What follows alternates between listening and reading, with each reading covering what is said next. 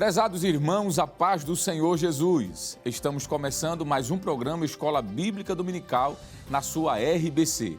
Obrigado por sua audiência, que Deus continue abençoando você e toda a sua família. Hoje estudaremos a quinta lição deste trimestre com o tema Jesus Cristo e este crucificado, a mensagem do apóstolo. Nesta lição, veremos que a mensagem do apóstolo Paulo era cristocêntrica, isto é, o centro da pregação paulina era Cristo e sua obra. Além disso, analisaremos os seus efeitos, que consistiam em demonstração do Espírito Santo e de poder de Deus. Se você quer aprender sobre este importante assunto, então fique conosco no seu programa Escola Bíblica Dominical. Você sabia que nos dias do apóstolo Paulo, nem todos acreditavam na possibilidade de que um homem crucificado seria o Filho de Deus? No entanto, o apóstolo Paulo não deixava de falar a respeito do Cristo crucificado, tanto para os judeus quanto para os gentios. O texto áureo da nossa lição nos diz: mas nós pregamos a Cristo crucificado, que é escândalo para os judeus e loucura para os gregos. Primeira carta aos Coríntios, capítulo 1, versículo 23.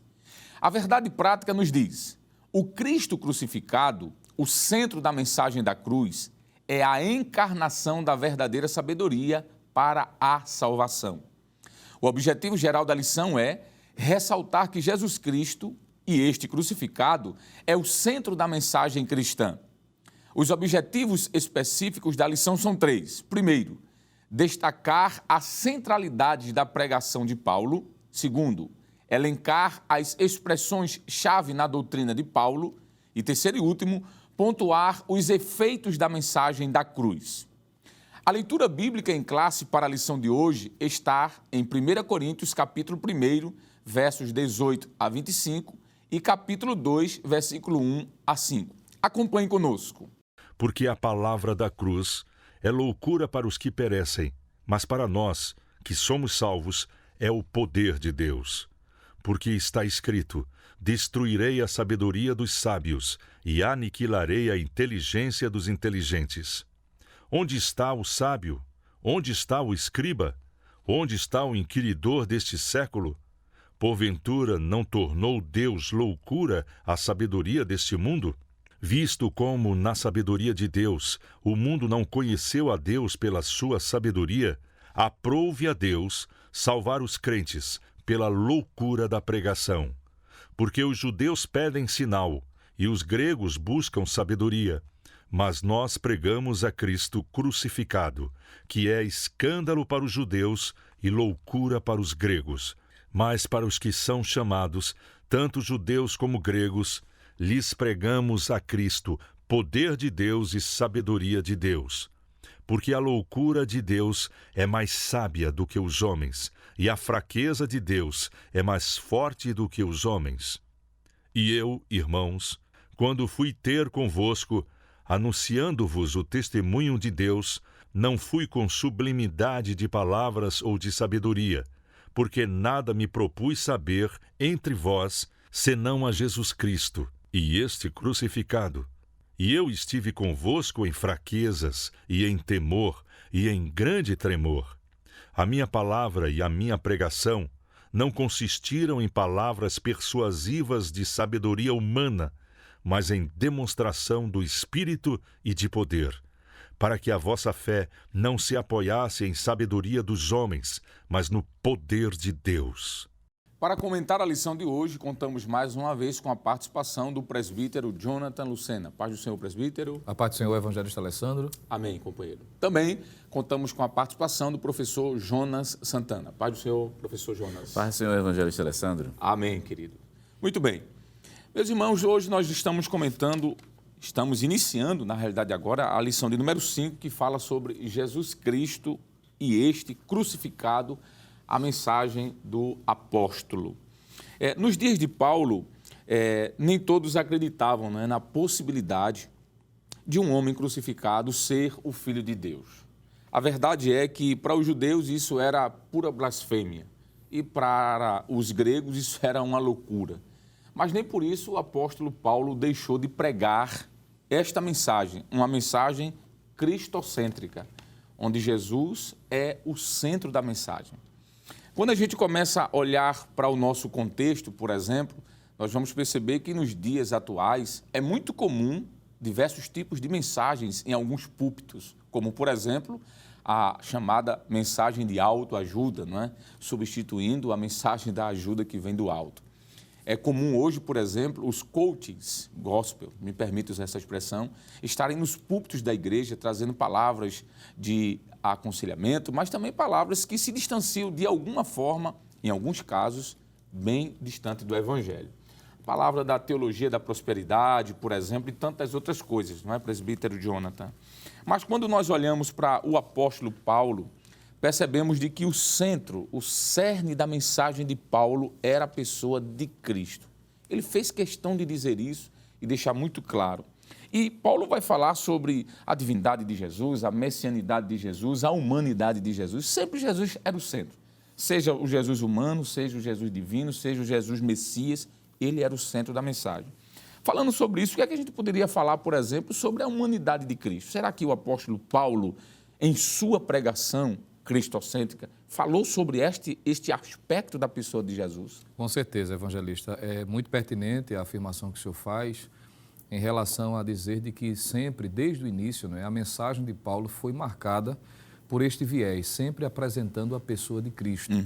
É interessante, por exemplo, destacarmos quando ele escreve a sua segunda carta aos Coríntios, no capítulo 4, o versículo de número 5, ele vai também lembrar a igreja de Corinto de que ele sempre fez questão de destacar na sua mensagem não a sua própria pessoa, não se autodestacar, se autopromover. Como é comum, como o senhor fez menção, hoje, na atualidade, pessoas que se aproveitam de oportunidades para elevar o seu nome. A importância é destacar, buscar seguidores, ser aplaudido, estar debaixo dos holofotes. Mas Paulo, por exemplo, em 2 aos Coríntios, capítulo de número 4, e o versículo 5, ele vai dizer o seguinte: porque não nos pregamos a nós mesmos, mas a Cristo Jesus, o Senhor, e nós mesmos somos vossos servos por amor de Jesus. Veja que a preocupação dele sempre foi apontar para a pessoa de Cristo. E nessa empreitada, vamos dizer, nessa missão, nessa vocação, que foi o tema da lição passada, ele fez questão de destacar, entre outras coisas, a humanidade de Cristo. E isso ele fez com muita frequência e, vamos dizer assim, algo tão evidente que a própria conversão dele foi marcada, após a sua conversão, sobre esta sensibilidade. E é bom lembrar, por exemplo, já meditamos a respeito desse texto, mas em Atos, por exemplo, capítulo de número 9, nos é dito de que já em Damasco, após a sua conversão, Saulo já pregava a Jesus. Em Atos, capítulo de número 9, versículo 19 e 20, diz o seguinte: e tendo comido, ficou confortado, e esteve Saulo alguns dias com os discípulos que estavam em Damasco. Aí o versículo 20 diz assim: e logo, nas sinagogas, pregava a Jesus. E eu queria parar aqui, porque quando diz que pregava a Jesus, a gente sabe que o nome Jesus diz respeito à pessoa humana de Deus, não é? Jesus é o nome que foi dado ao Cristo, que é o Messias, mas veja que ele prega a Jesus, está apontando para a sua humanidade.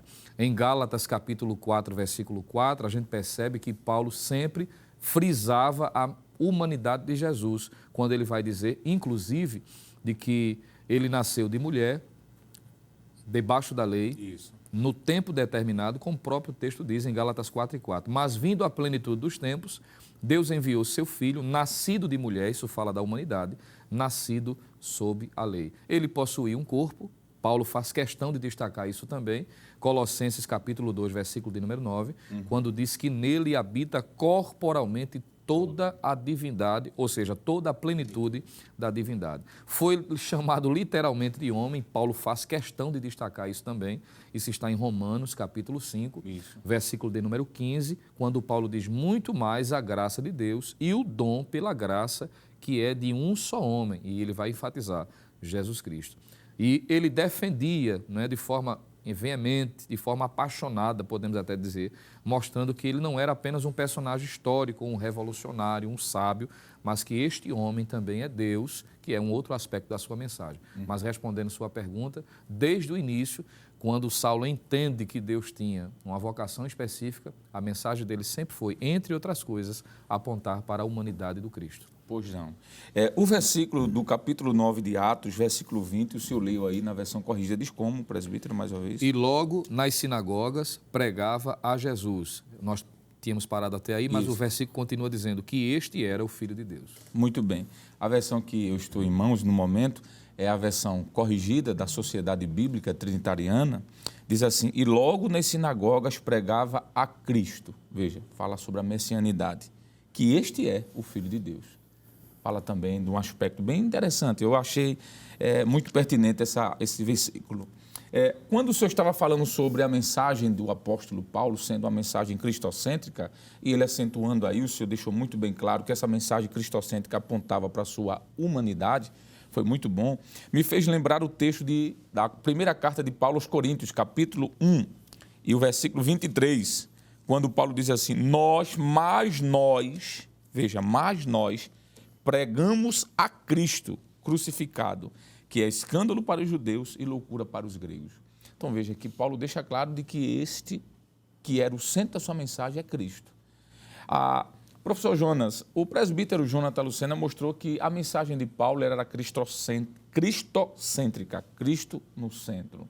E ele frisou o aspecto humano desta mensagem. Mas parece-me também que o apóstolo Paulo não somente frisou na sua mensagem central como Cristo o seu aspecto humano, mas também o seu aspecto divino. Com certeza, ministro. E é bem curioso esse lado da pregação do apóstolo Paulo. Como o senhor já vem afirmando, e o nosso presbítero também, que a mensagem é cristocêntrica. Então, quando ele fala que Cristo é o centro, ele olha para a humanidade de Jesus, mas ele consegue ver também aquilo que sempre incomodou os judeus. Porque lá no capítulo 5 do livro de João, em versículo 18, diz assim o texto, por isso, pois, os judeus ainda mais procuravam matá-lo, porque não só quebrava o sábado, mas também dizia que Deus era seu próprio Pai, fazendo-se igual a Deus. Aí quando Paulo, após a sua conversão, quando tem Cristo como sendo o centro da sua mensagem, ele mostra que Jesus é 100%, ou melhor assim, plenamente homem, mas começa a mostrar que Jesus é plenamente Deus. Que essa mensagem, por sinal, incomodou muito aos judeus na época. Isso. Não é à toa que a mensagem da cruz, né, dentro dessa perspectiva paulina, vai ser considerada loucura para alguns. Isso. Loucura, porque ele está mostrando a divindade. Agora, onde é que tem alguns versículos bíblicos que possam mostrar de maneira clara essa fala do apóstolo São Paulo dizendo, ele é plenamente Deus? Um dos versículos está registrado no capítulo 20 de Atos dos Apóstolos, e o versículo 28, veja que coisa interessante, o apóstolo São Paulo diz assim, olhai, pois, por vós e por todo o rebanho, sobre que o Espírito Santo vos constituiu bispo, para apacentar a igreja de Deus, que ele resgatou com seu próprio sangue, mostrando que o próprio Jesus aqui, ele é Deus. E Filipenses, que é um texto clássico que o professor da escola dominical tem que ler com os seus alunos, lê esse texto, que é Filipenses capítulo 2, lê esse versículo de maneira bem pausada, capítulo 2 do livro de Filipenses, e o versículo 6, veja Paulo mostrando que Jesus ele é divino. E é bom deixar claro que não é somente divino, está mostrando plenamente divino, em outras palavras, Deus. O versículo que foi lido de Colossenses capítulo 2, versículo 9, é algo impressionante que diz assim, nele habita corporalmente toda, sem faltar nada, plenitude da divindade. Então, ele é 100% Deus.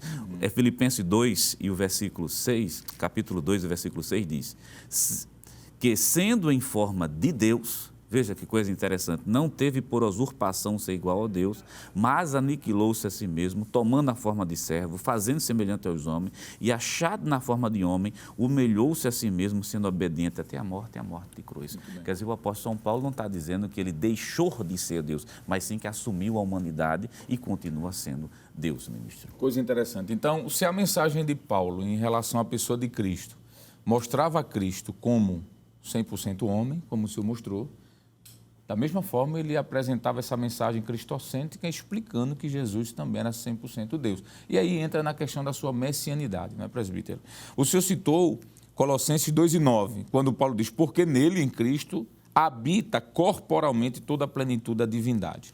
Mas há outro texto em Colossenses que eu gostaria de citar, que é o texto do capítulo 1, versículo 15, que fala sobre Cristo, quando ele diz assim, o qual, Cristo, é a imagem do Deus invisível, o primogênito de toda a criação. E o versículo 19 do mesmo capítulo diz assim, porque foi do agrado do Pai que toda a plenitude, olhe, toda plenitude habitasse nele, em Cristo.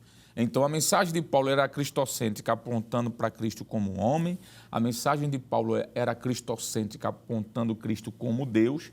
E ela era cristocêntrica, apontando ele como Messias. Com certeza, pastor. Então, e o que acontece? Nós percebemos, por exemplo, de que quando lemos o primeiro capítulo e o segundo da primeira carta aos Coríntios, é muito recorrente também. Paulo, além de apontar, por exemplo, chamando, né, de Jesus, também aponta para o título, que diz respeito à sua messianidade. É bom frisar isso. Quando Paulo chama Jesus Cristo, Cristo não é o sobrenome. Não é? Isso está apontando para a sua messianidade. E interessante é que, além de ele afirmar e lembrar isso, nesses 2 capítulos, o próprio Paulo, quando chegou na cidade de Corinto, desde o início era a mensagem que ele anunciava. Isso. É interessante o professor também aproveitar em sala de aula estar lendo Atos, capítulo de número 18, que consideramos ser interessante. Por quê? Porque foi exatamente nesse momento em que Paulo chegou na cidade de Corinto para evangelizar, para pregar a palavra do Senhor. Diz que ele saiu de Atenas, está em Atos 18, versículo 1, e chegou a Corinto. Ele, ao chegar na cidade de Corinto, ele encontra um casal, Priscila e Áquila, que são judeus, têm a mesma profissão que Paulo tem, e ali eles estão juntos. E o versículo de número 4 diz que todos os sábados disputava na sinagoga e convencia a judeus e gregos. Observe aqui, isso aqui é o início da igreja em Corinto. O versículo de número 5 diz assim, quando Silas e Timóteo desceram da Macedônia, foi Paulo impulsionado pela palavra. Olha a motivação de Paulo aqui, impulsionado pela palavra, testificando aos judeus que Jesus era o Cristo. Então, aquilo que ele vai dizer em 1 Coríntios, na sua epístola, é exatamente apenas lembrando isso aqui, algo que era central na sua mensagem, que é a sua messianidade, que Cristo, de fato, este que é homem, este que é Deus, ele veio com o propósito de salvar. Claro que isso vai trazer controvérsias, porque para os judeus vai ser inaceitável entender de que o Messias virá e precisará morrer, dar a sua vida, não é? E isso vai trazer algumas dificuldades, o que Paulo vai estar tratando e que vai ser mencionado também no comentário desta lição. Mas além da humanidade, além da divindade, um aspecto principal da mensagem de Paulo é mostrar a messianidade de Jesus. E falando sobre a messianidade de Cristo, pegando aqui um gancho, presbítero, na sua fala, tem 2 outros versículos que eu acho muito pertinente o professor anotar para mostrar que a mensagem de Paulo era cristocêntrica no sentido de mostrar Cristo como Messias, como o senhor bem disse. Capítulo 9 de Atos dos Apóstolos e o versículo 22, quando ele chega em Damasco, interessante que isso foi logo depois da sua conversão, né? Paulo não foi pregar a história de carochinhas, como diz aqui no Nordeste, né? Contar a história do vizinho. A mensagem de Paulo era central. No início da sua fé, veja o que é que diz o versículo 22, 9 e 22 de Atos. Saulo, porém, se esforçava muito mais e confundia os judeus que habitavam em Damasco, provando que aquele era o Cristo. Quem é aquele? Jesus. Então veja que a mensagem central de Paulo era mostrar a sua divindade. Ainda Atos dos Apóstolos, capítulo 18, o versículo 28, quando ele encontra Áquila, não é? Ele diz o seguinte, porque com grande veemência, veja aqui, grande veemência, Paulo convencia publicamente os judeus, mostrando pelas Escrituras. A mensagem de Paulo era bíblica, não era uma mensagem de meio de feira, me permite usar essa expressão. Pelas Escrituras que Jesus era o Cristo. Então, o centro da mensagem de Paulo era Cristo. Cristo como homem, Cristo como Deus e Cristo como Messias. Muito bem, nós vamos concluir esse primeiro momento, mas queremos convidar você a aguardar um pouco, rapidamente nós vamos, mas já retornamos para o segundo bloco do programa Escola Bíblica Dominical.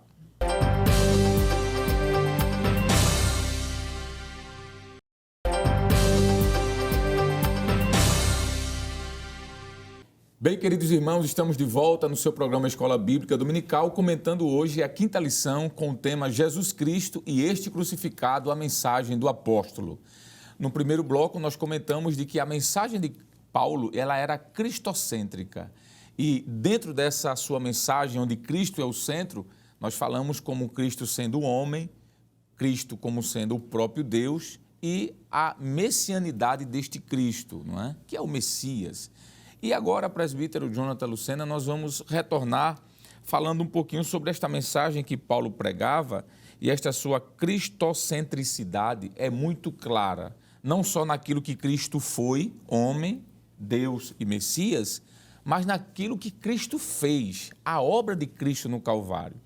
Antes do senhor responder, o capítulo 1 de Coríntios, da sua primeira carta, versículo 17, Paulo faz questão de dizer que ele não foi chamado para batizar, mas para pregar a mensagem da cruz de Cristo, para que essa mensagem não fosse vã. Veja que ele se importava muito com a mensagem de Cristo. No versículo 18, por exemplo, ele vai falar sobre a palavra da cruz. Quando nós continuamos lendo esse texto, no versículo de número 23, ele vai dizer: mas nós pregamos a Cristo crucificado. Adiantando ainda um pouco a mensagem do capítulo de número 1, que Paulo escreve aos Coríntios, ele vai frisar mais uma vez no versículo de número 24, pregamos a Cristo. Veja, versículo 17, versículo 19, versículo 22, versículo 24, e ele continua falando sobre esta mensagem que era a pessoa de Cristo. Em outras palavras, presbítero Jonathan Lucena, Paulo, nesse capítulo 1 de Coríntios, está dizendo, olha, eu tenho muito que falar sobre a pessoa de Cristo. Minha centralidade é a pessoa dele, seja quem ele é, seja o que ele fez. E baseado nesse versículo de número 23, mas nós pregamos a Cristo crucificado. O que a gente pode comentar sobre esta obra de Cristo na cruz a partir da ótica paulina? Pois não, evangelista, é importante destacar, de fato, não é? Pelo fato de Paulo, durante todo o seu ministério, ele enfatizou esses aspectos da pessoa do próprio Cristo, como sendo humano, Deus e o Messias, mas, sobretudo, aquilo que ele propôs a fazer e de forma pontual. Não só durante o seu ministério, curando os enfermos, expulsando os demônios, mas, sobretudo, o ápice, não é, da sua atuação, que foi a sua morte e, respectivamente, a sua ressurreição. Quando Paulo está falando que ele está pregando a Cristo e este crucificado, está fazendo menção da obra que ele realizou através da sua morte. Isso. O que vai causar um impacto muito grande, não é? Tanto para os judeus, como também para os gregos, o que Paulo deixa claro aqui. E sobre esta ação, sobre esta obra, é interessante percebermos de que por onde Paulo passava, ele sempre fez questão de pregar Cristo e este crucificado, isso apontando para a obra redentora através da sua morte. O caro professor pode, entre outros textos, por exemplo, citar ou ler, principalmente em sala de aula, Atos capítulo de número 13, versículo 28 e também versículo de número 29. Nós temos Atos 17, versículo de número 3, e este versículo eu farei questão de ler, versículos 2 e 3, para entendermos melhor. Em Atos 17, versículo 2 e 3, está escrito assim: e Paulo, como tinha por costume, foi ter com eles, ele está aqui chegando, não é? Em Tessalônica e também em Bereia, mas principalmente na Bereia. E Paulo, como tinha por costume, foi ter com eles e por 3 sábados disputou com eles sobre as Escrituras. Versículo de número 3. Expondo e demonstrando que convinha que o Cristo padecesse. Veja a ênfase aqui, que era necessário. Quando diz que convinha, isso aponta para uma necessidade. Veja que a morte de Cristo na pregação de Paulo não é acidental, não é um acidente de percurso, como se o seu ministério não tivesse sido bem sucedido, o que vai causar exatamente escândalo, principalmente para os judeus. Mas ele diz que o Cristo padecesse e ressuscitasse dos mortos. E este Jesus que vos anuncio, dizia ele, é o Cristo.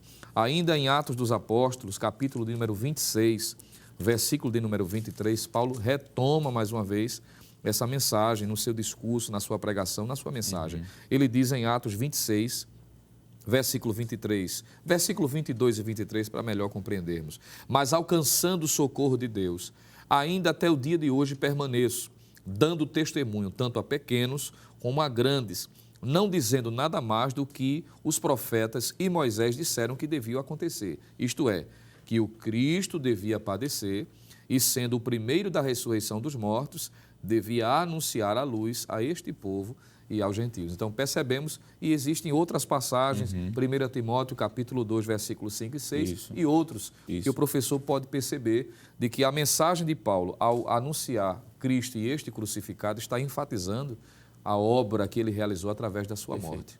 Em 1 Coríntios, capítulo 15, versículos de 1 a 4, e com esse texto eu finalizo essa minha fala, Paulo vai enfatizar lá, mais uma vez, ao escrever a sua carta aos Coríntios, primeiro de que a morte de Cristo não foi acidental, era algo que já havia sido previsto pela própria Escritura, desde o Antigo Testamento, ele vai dizer isso com muita clareza, e também dizer que ele morreu com um propósito, ele morreu para nos substituir pelos nossos pecados. Capítulo 15, versículo de 1 a 4 diz: também vos notifico, irmãos, o evangelho que já vos tenho anunciado, o qual também recebestes e no qual também permaneceis, pelo qual também sois salvos, se o retiverdes, tal como vos tenho anunciado, se não é que crestes em vão.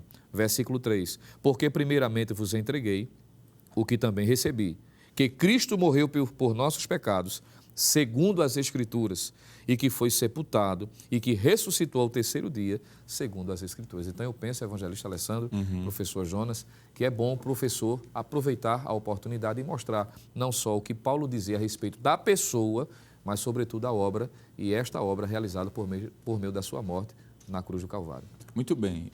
Fica claro, então, de que Paulo tinha muito que dizer sobre o que Cristo fez na cruz do Calvário. A mensagem dele era Cristo, como já falamos. Só reforçando ainda mais, foi citado o capítulo 1 de Coríntios, 1 Coríntios 1 e 23, quando Paulo disse assim: mas nós pregamos a Cristo crucificado.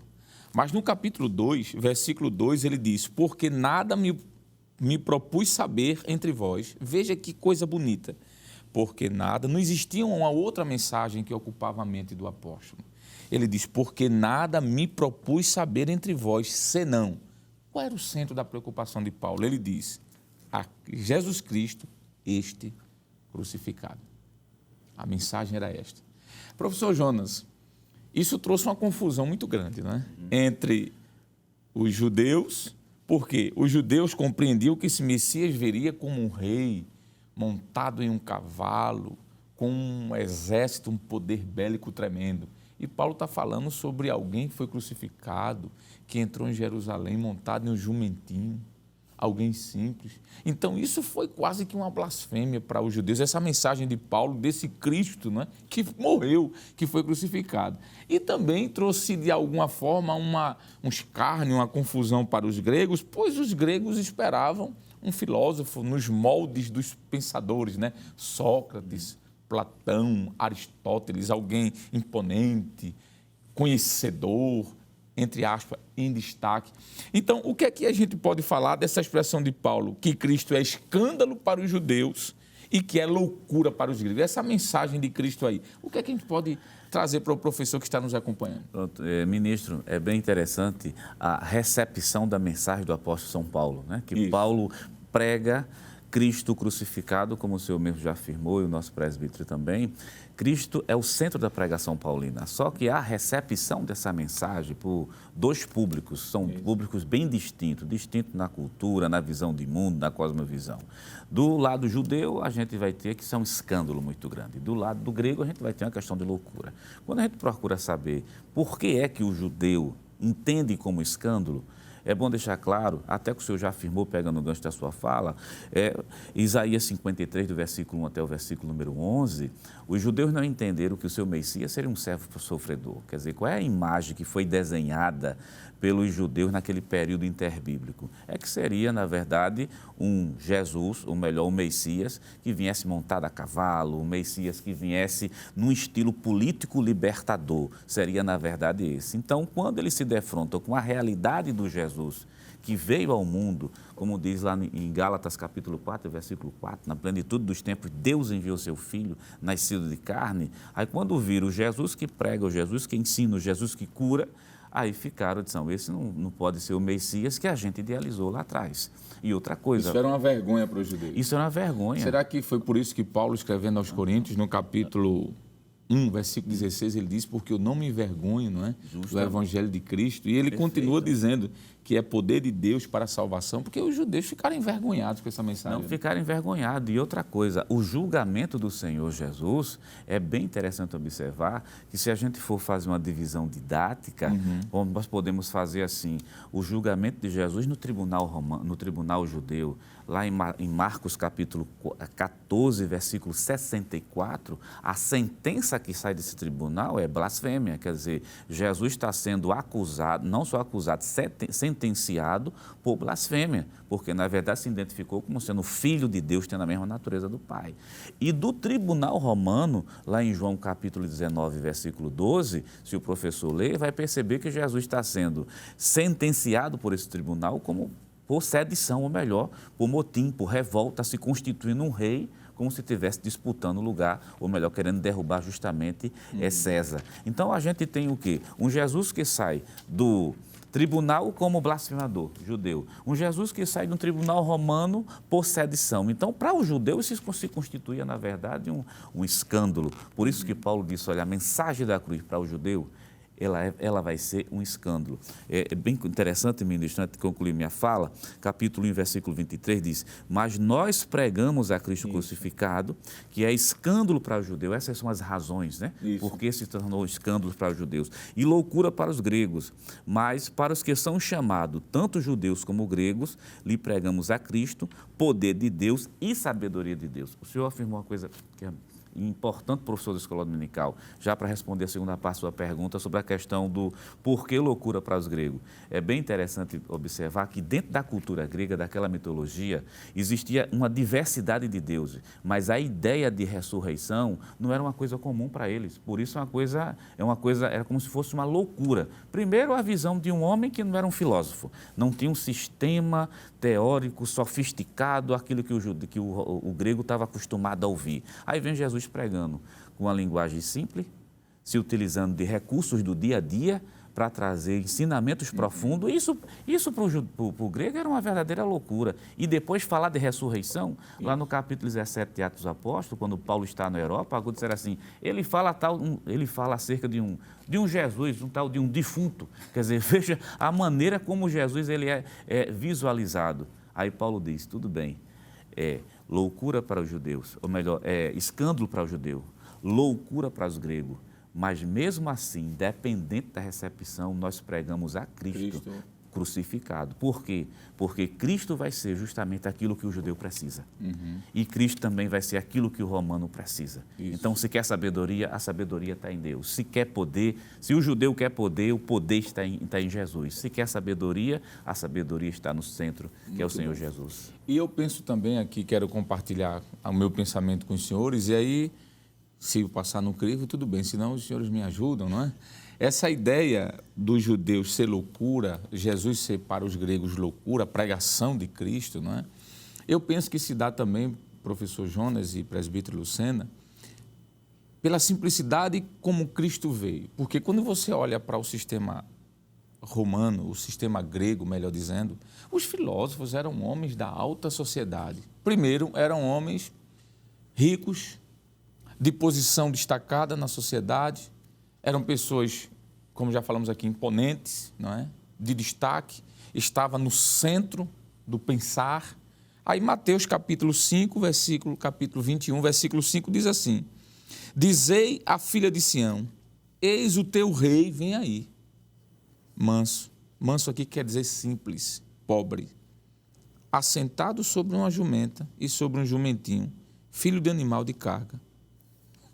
É loucura mesmo dizer que este aqui, na mente dos judeus, na mente dos gregos, quer dizer, se poderia comparar aqueles pensadores. Quando a gente olha, por exemplo, para Lucas 2:7, a gente vai ver ele nascendo numa manjedoura. Espera aí, você quer pregar sobre este homem que nasceu na manjedoura? No mundo grego, os filósofos nasciam entre os ouros, as pratas preciosas, né? a Bíblia nos mostra de que ele não tinha nem onde repousar a cabeça. Então, realmente, eu acho que essa mensagem de Paulo pregando a Cristo para os gregos foi uma loucura muito grande. Agora, presbítero Jonathan Lucena, no próximo bloco, a gente vai falar sobre os efeitos da pregação de Paulo cristocêntrica, né? Mas antes de entrar nesse assunto, pegando aqui um pouquinho de cada um que vocês disseram, parece que isso se compara muito bem a hoje o que a gente vive, né? Quando os crentes vão pregar a mensagem de Cristo, em alguns lugares, parece ser escândalo. Por isso que Paulo disse, eu não me envergonho de pregar a Cristo. Mesmo que para vocês isso seja um escândalo, eu não me envergonho, porque eu sei que esta mensagem é a mensagem verdadeira, né? O que é que o senhor poderia comentar ainda sobre isso que a gente já apresentou aqui da lição, sobre a mensagem de Paulo na pessoa de Cristo? Pois não, evangelista. O fato de a mensagem, vamos dizer assim, aos olhos dos gregos principalmente, ser muito simplista no ponto de vista deles, isso trouxe uma dificuldade muito grande de aceitar. Como eles eram muito corriqueiros e em busca de novidades, de ouvir pessoas que tinham facilidade de oratória, inclusive nas cidades gregas, e em Corinto não era diferente, tinha a ágora, né, onde as pessoas se reuniam com esse propósito de ouvir palavras. Tanto é que Paulo, sabendo disso, ao chegar lá, e ele vai dizer isso também em 1 Coríntios capítulo 2, dizendo que a palavra dele, a sua pregação, não consistiram em palavras persuasivas de sabedoria humana, que era o que eles tinham estabelecido como critério do que deveria ser considerado, mas ele diz, mas em demonstração do Espírito e de poder, para que a vossa fé não se apoiasse em sabedoria dos homens, mas no poder de Deus. Trazendo 4 e 5, perfeitamente. E trazendo isso para a nossa realidade, como o senhor falou, que é muito comum hoje, igualmente, pessoas resistirem. Isso. É muito natural. Por exemplo, aos irmãos que nós que estamos envolvidos, evangelizando, pregando o evangelho, os irmãos que saem a campo no domingo à tarde, na campanha evangelizadora, é muito comum, aqui e acolá, nós, ao apresentarmos o plano da salvação e a pessoa dizer assim, mas o que é que eu preciso fazer? Não, você só precisa crer. Mas eu não preciso fazer mais alguma coisa? Não, apenas crer. E isso traz dificuldades porque dentro do critério pessoal, a salvação tem que ser fabricada, tem que ser conquistada, tem que ser por algum mérito humano. E a salvação é plenamente mérito da pessoa de Cristo e esse que deu a vida. Agora, lembrando, quando Paulo disse, e este crucificado, não é este crucificado que permaneceu morto, mas é crucificado e ressuscitado ao terceiro dia, mostrando a sua grandeza, mostrando a sua soberania e a garantia da vida eterna por meio da fé nele. Muito bem, então nós estamos concluindo aqui o segundo momento, mas queremos convidar você a permanecer aí e já já nós retornaremos comentando a quinta lição.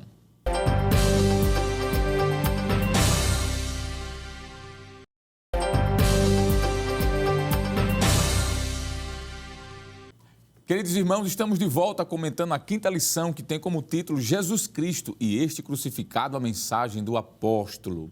Vamos retornar aqui com os nossos companheiros que estão comentando a lição. Professor Jonas, a gente no bloco passado, o presbítero citou aqui 2 textos que eu achei muito pertinentes, eu acho que poderíamos falar um pouquinho sobre ele ainda. O capítulo 2 da primeira carta de Paulo aos Coríntios, versículo 4 e 5, Paulo diz, e a minha palavra e a minha pregação não consistiram em palavras persuasivas de sabedoria humana, mas em demonstração do Espírito e de poder, para que a vossa fé não se apoiasse em sabedoria dos homens, mas no poder de Deus.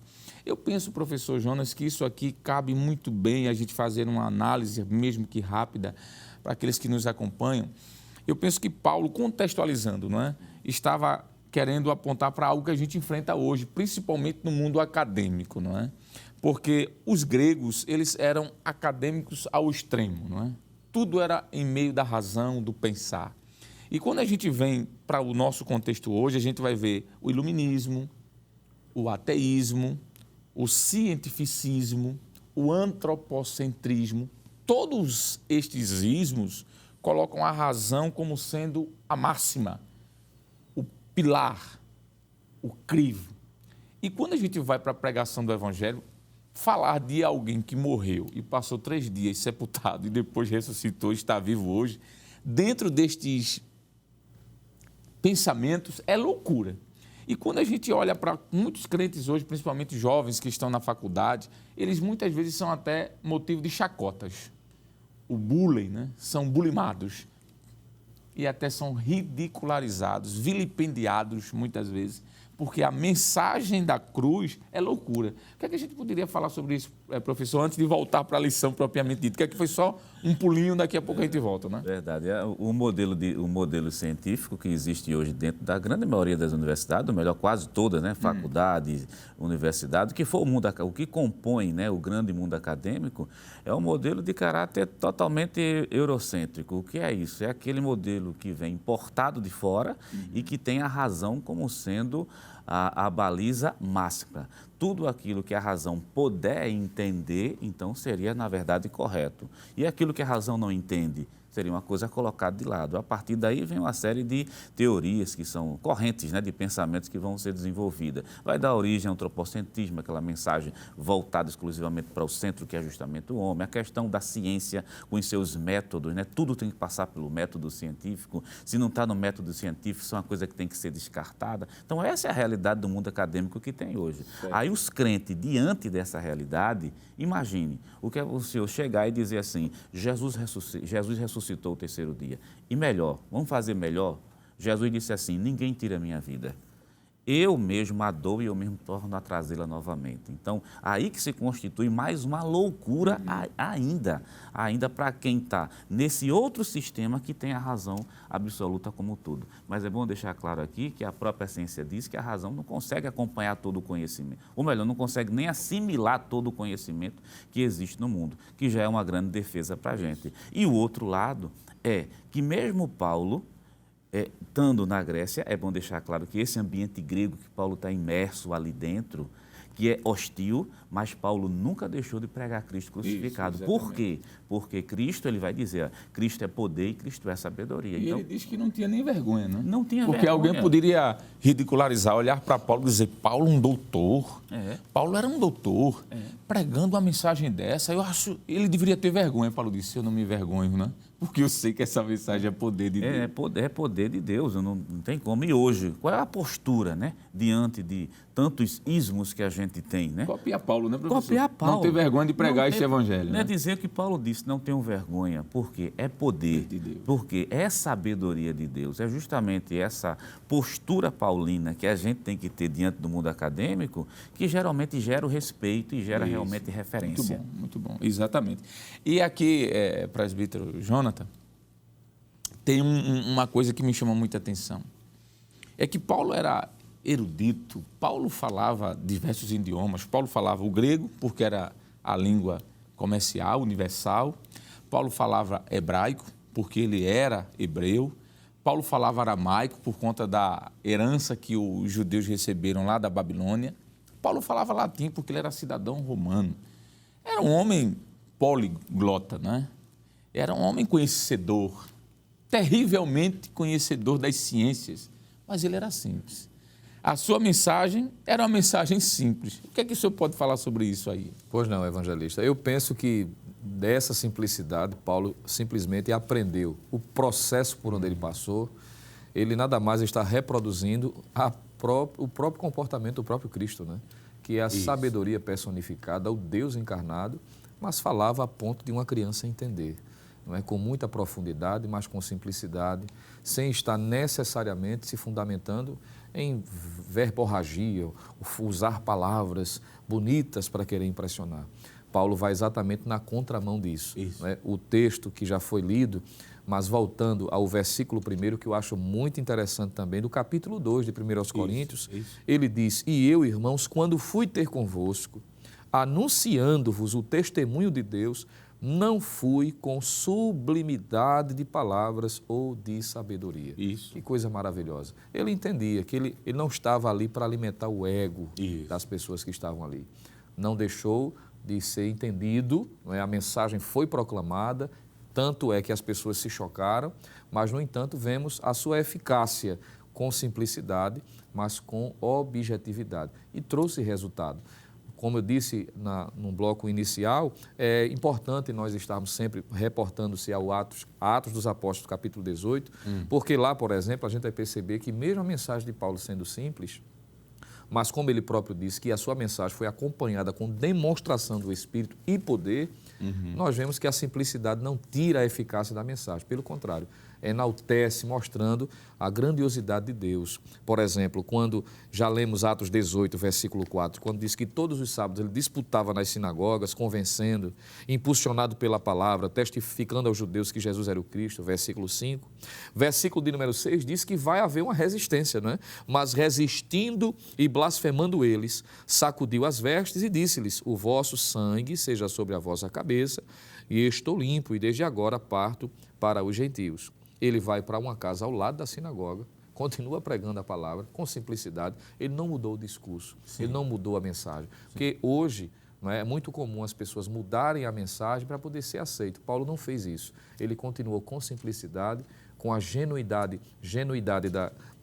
a verdade da mensagem, é isso que eu quero dizer, sem trazer complexidade simplesmente para satisfazer. Tanto é que o versículo 8 diz o seguinte: e Crispo, principal da sinagoga, creu no Senhor com toda a sua casa. Exatamente. Veja, que na sinagoga ele persuadia, pregava, testificava, alguns resistiram, mas o principal aceitou e aceitou com toda a sua casa. É esse mesmo Crispo que em 1 aos Coríntios, capítulo 1, versículo 14, Paulo muito provavelmente está se reportando a ele, dizendo que foi batizado pelo próprio Paulo. Então veja, que a manifestação do Espírito ali convencendo, salvando, libertando. Também muitos dos coríntios, ouvindo, creram e foram batizados. Então, é uma mensagem simples, mas não simplista, né? Simplista no ponto de vista daqueles que resistiram, mas aqueles que entenderam, que se submeteram à mensagem, foram alcançados e o Espírito Santo convenceu e também receberam a salvação. Muito bem. Isso demonstra, eu penso, que a simplicidade, como o senhor disse, não é ser simplista, ser raso, não. O Evangelho é simples. Cristo morreu, ressuscitou e está vivo. E essa sua obra proporciona a salvação do ser humano. Isso pode ser pregado em qualquer ambiente, seja no meio de uma feira pública, como dentro de uma academia, entre os doutores, os cientistas da época, não é? Do momento. Irmão Jonas, esta mensagem de Paulo era simples, mas ela não era fraca, não era simplista. Era uma mensagem envolvida com o poder do Espírito, não é? O capítulo 15, que ele escreve aos Romanos, versículo 19, ele diz que pelo poder dos sinais e prodígios e pela virtude do Espírito de Deus, de maneira que desde Jerusalém e arredores até o Ilírico tenho pregado o Evangelho de Jesus Cristo. Veja que a mensagem de Paulo era o Evangelho de Jesus Cristo. Então era simples, mas não faltava poder, não faltava virtude. Simples, mas simples nesse contexto que o senhor mencionou muito bem, mas o poder era constante, né? O exemplo que o senhor citou é Romanos capítulo 15, versículo de número 19. Esse texto é muito bonito. O professor da Escola Dominical pode ler, que diz assim: pelo poder dos sinais e prodígio na virtude do Espírito, de maneira que desde Jerusalém, olha, observa o versículo, desde Jerusalém e arredores até o Ilírico, tenho pregado o Evangelho de Jesus Cristo e desta maneira me esforcei por anunciar o Evangelho, não onde Cristo houvera sido nomeado, para não edificar sobre fundamentos alheios. O interessante é que Paulo está dizendo, desde Jerusalém até aqui, a mensagem do Evangelho, ela está indo, mas ela está indo acompanhada com prodígios e com maravilhas. No segundo livro aos Coríntios, capítulo 12, versículo 12, Paulo, quando faz a defesa do seu apostolado, ele também diz de maneira clara: os sinais do meu apostolado foram manifestos entre vós, com toda a paciência. Aí a última sentença do versículo é: por sinais, prodígios e maravilhas. Quer dizer, a mensagem cristocêntrica, ela vai ser sim acompanhada disso aí. Então, a gente já tira uma máxima daqui. Quer dizer, se a gente prega Cristo como centro, como o senhor mencionou nos blocos anteriores, que muitas vezes, tanto assunto a gente tem para tanta coisa boa que a gente tem para falar acerca de Cristo, muitas vezes desvirtua o assunto, né? Vai se falar de outras coisas. Vamos falar de Cristo, por quê? Cristo é sabedoria, Cristo é poder, e a mensagem cristocêntrica faz o que Paulo diz no capítulo 15, versículo 19 de Romanos, né? Traz prodígios e maravilhas. O que é que, traduzindo para o professor, transformação de vidas, libertação, expulsão de demônio. É isso que a mensagem cristocêntrica promove no seio da igreja para aqueles que ainda não são crentes. E a gente percebe isso no dia a dia quando pessoas simples, pessoas que não têm nenhuma formação acadêmica, não é? Mas saem a evangelizar. E quando está pregando o Evangelho de Cristo, não é outra mensagem, Deus muitas vezes opera milagres, curas, né? Pessoas são curadas, pessoas são libertas. Isso é a mensagem, porque o segredo está para quem nós estamos pregando e o que estamos pregando, não é? Estamos pregando a Cristo, poder de Deus. Essa mensagem poderosa que Paulo pregava, ele disse isso na sua segunda carta aos Coríntios, né? Quando ele disse: não que sejamos capazes por nós mesmos de pensar alguma coisa, como se de nós mesmos, mas a nossa capacidade vem de Deus. Falando sobre essa mensagem, presbítero Lucena, eu posso dizer que esta mensagem cristocêntrica de Paulo era apenas para alguns, os eleitos, era para todos, a mensagem de Cristo. O que é que o senhor pode dizer sobre isso? Pois não, evangelista. Essa mensagem poderosa, né? Ela é uma mensagem que é direcionada a todas as pessoas, sem exclusividade, sem ser necessariamente direcionada a uma elite, a pessoas específicas. Quando lemos em todo o livro de Atos dos Apóstolos, percebemos isso, em especial no capítulo 18, já que estamos tomando como base da lição 1 Coríntios capítulos 1 e 2. E Paulo não fez acepção de pregar e, como eu disse numa fala anterior, a mensagem dele era a mesma direcionada aos judeus, a mensagem dele era a mesma direcionada aos gentios, aos gregos de uma forma geral. A diferença é a recepção, não é?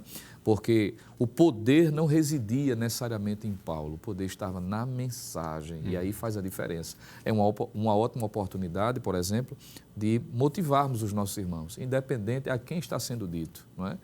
Mas se está sendo falado a palavra, a mensagem, com sua simplicidade, às vezes não com a linguagem muito rebuscada, às vezes irmãos nossos que, por não ter tido a oportunidade de estudar muito, não é?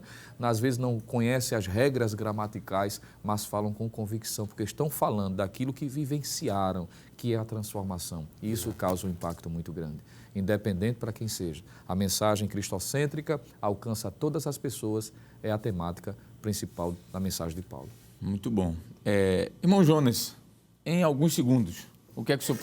É difícil, né? É difícil, né? Mas o que é que o senhor pode resumir aí a mensagem de Paulo como cristocêntrica? Pronto, bem rapidamente, porque a gente se emociona quando está falando do Cristo crucificado. Mas eu posso dizer ao professor da Escola Dominical o seguinte: o nosso modelo de pregação é o modelo paulino e esse modelo tem que ser seguido sempre que sendo o centro da mensagem Cristo. A mensagem tem que ser cristocêntrica, independente do público, independente do tempo, independente da situação. Pregue Cristo porque Cristo é sabedoria e Cristo é poder de Deus para salvar e libertar. Muito bem, agradeço aí a participação dos senhores, quero agradecer também ao nosso pastor presidente pela oportunidade, ao nosso pastor Nadir Jackson também, superintendente das escolas dominicais. Pois bem, hoje aprendemos que a mensagem paulina era exclusivamente cristocêntrica. Essa mensagem não abrange somente a sabedoria e a verdade, mas também o poder ativo de Deus para salvar, curar, expulsar demônios e redimir as almas do poder do pecado. Bem, queridos irmãos, depois de uma lição tão abençoada como esta, chegou o momento de agradecermos a Deus com uma oração.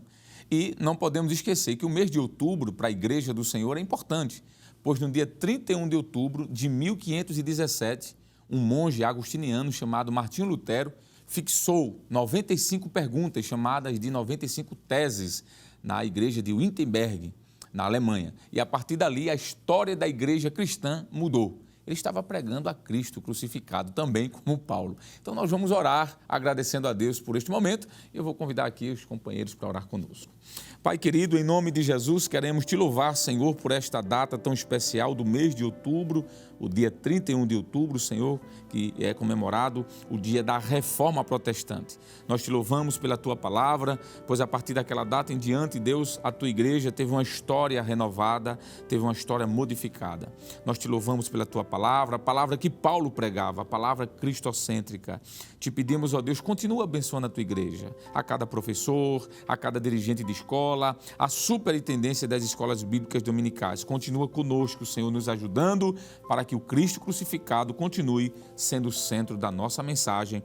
Isso é o que nós te pedimos e te agradecemos em nome de Jesus. Amém e amém. Chegamos ao final de mais um programa. Hoje estudamos a lição com o título Jesus Cristo e este crucificado, a mensagem do apóstolo. Na próxima semana estudaremos a 6ª lição com o tema Paulo no poder do Espírito e, é claro, esperamos com a sua audiência, contamos com você. Lembrando que o programa Escola Bíblica Dominical vai ao ar na TV toda sexta-feira às 22 horas e reprisa no sábado às 16 horas. Também, claro, não esqueça, está disponível no nosso canal no YouTube, Rede Brasil Oficial. Acesse o canal, se inscreva, ative o sininho e, claro, compartilhe com os seus amigos e familiares. Obrigado por sua companhia e até o próximo programa, se Deus quiser. E que a graça do nosso Senhor e Salvador Jesus Cristo, o amor de Deus, o nosso eterno e bondoso Pai, a comunhão e as consolações do Divino Espírito Santo continue sobre todos nós, agora e para sempre. Amém e amém.